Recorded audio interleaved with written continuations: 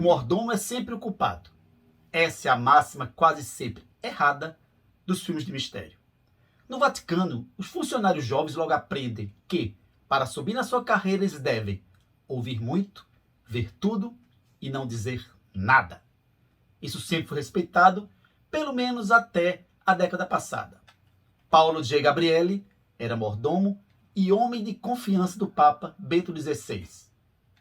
No início de 2012, de forma totalmente surpreendente, ele viu aos jornais italianos documentos revelando uma teia de corrupção e de rivalidade existente na igreja. Foram trazidos ao público, inclusive, cartas do próprio pontífice. Tal escândalo ficou conhecido como Vatilix.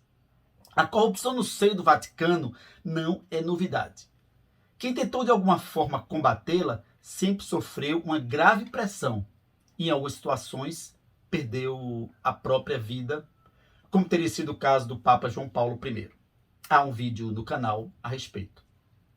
Até hoje não se sabe ao certo se Paulo foi um vilão que traiu seu chefe ou se foi um verdadeiro católico, um herói que quis enfrentar o sistema da forma que podia. Ele procurou se justificar dizendo que havia coisas muito ruins acontecendo no Vaticano e que ele tinha chegado ao seu limite. Os resultados desse vazamento foram muito graves.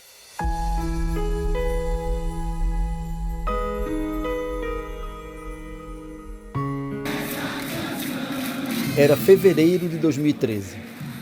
Os brasileiros brincavam carnaval quando uma notícia bombástica veio a público. O Papa Bento XVI anunciara que iria renunciar no dia 28 de fevereiro, desde 1415, que nenhum Papa tinha renunciado ao trono de Pedro. O pontífice alegou a idade avançada, que ensejaria dificuldade de atender às exigências físicas e mentais inerentes ao cargo que ocupava. Mas sempre se especula por outros motivos, já que a cadeira de Pedro não é um prêmio, mas um ônus que deve ser carregado por toda a vida. Papas não devem renunciar. Sabe-se que o vazamento de documentos afetou muito o Papa, que tinha o mordomo como verdadeiro amigo. Cartas do próprio Bento XVI foram tornadas públicas. Josef Aloysius Ratzinger é, antes de tudo, um intelectual, uma das mentes mais brilhantes da igreja, teólogo como pouco. Tinha o sonho de ser Papa e conseguiu alcançá-lo.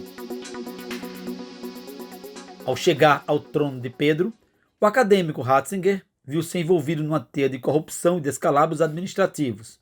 Havia membros da cúria da hierarquia intermediária que tinham mais poder do que muitos cardeais, e eles não aceitavam perder essa mamata. Pressões sobre o novo Papa começaram logo no início do seu pontificado. Não era isso que Bento XVI imaginava ao ter sido eleito Papa. O coração da igreja, desde o pontificado de João Paulo II, estava dominado por brigas e intrigas, e Ratzinger não estava preparado para enfrentar essa situação. Os vazamentos levaram ao público dados embaraçosos sobre a cúria romana. Falou-se de uma rede de sacerdotes homossexuais que exerceriam uma grande influência nas decisões do Vaticano e que não aceitavam a perda de poder. Ficou patente ainda uma teia de corrupção, finanças obscuras, lavagem de dinheiro e luta entre facções criminosas no seio da igreja. O escândalo do Banco do Vaticano seria o maior exemplo. Esse banco havia sido criado para ajudar ordens religiosas, mas foi descoberto que boa parte do dinheiro era enviado para regiões politicamente instáveis, havendo suspeita de sua lavagem e de envolvimento com a máfia. As decisões no banco eram tomadas sem o conhecimento do Papa. Há quem acredite que o Papa João Paulo I foi assassinado justamente porque tentou investigar os desmandos do Banco do Vaticano. Outra questão que muito abalou Bento XVI foram os escândalos de pedofilia e o acobertamento por parte de altos membros da igreja de padres pedófilos. Ele procurou enfrentar esse problema com firmeza, o que desagradou muitas pessoas. Luigi Negri, arcebispo emérito de Ferrara, afirma que Bento XVI não suportou pressões fortíssimas para que renunciasse. Daí porque muitos defendem que, não sendo a renúncia livre, haveria invalidade dessa, de maneira que Ratzinger seria ainda o verdadeiro Papa. O Papa emérito, entretanto, nega veementemente que a sua renúncia não tenha sido livre.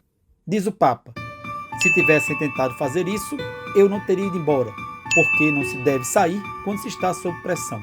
Para o cardeal e amigo de Bento XVI, Francis Arinze, o Papa teria ficado sem confiar nos seus assessores mais próximos depois daquilo que viu como uma traição do seu mordomo. Isso o teria levado a abdicar. Parece, entretanto, que essa decepção não teria sido a única causa da renúncia.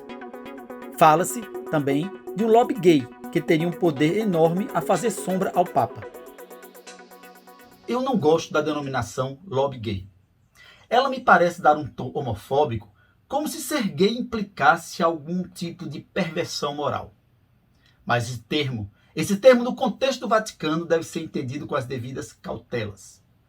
Isso porque, na Santa Sé, quando se fala em lobby gay, não se quer dizer que exista uma união em favor da presença de homossexuais na igreja, ou mesmo que se pleiteie uma nova postura da igreja em relação a eles. A união desses homossexuais, na verdade, o que deseja é protegê-los em face de posturas contra as defendidas pela igreja. A Igreja Católica, ao longo dos séculos, vem mantendo posição crítica em relação ao homossexualismo.